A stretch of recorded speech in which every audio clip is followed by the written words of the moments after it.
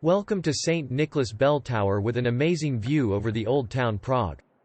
The Baroque bell tower, which also served as a fire alarm and clock tower, was built together with the Church of St. Nicholas. The building, which replaced the earlier Gothic town bell tower, was designed and built by the influential architect Kilián lgnác Dientzenhofer. His pupil and son-in-law Anselmo Lurago only modified a portion of the interiors. The tower was built in 1739. It was not fully completed until 1755. 2 years later, the building was damaged, during the Prussian siege of Prague.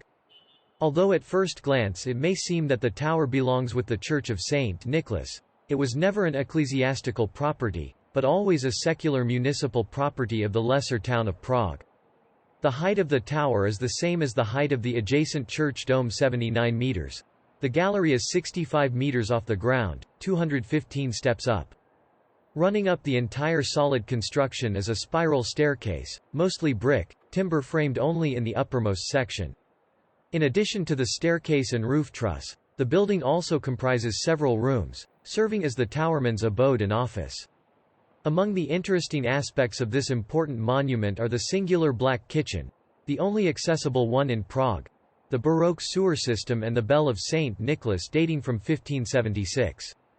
Starting in the 1960s, true to the then regime's practices, the tower came to stand for something else, being a secret police observation center, for monitoring the surrounding embassies, notably the American, German and British ones.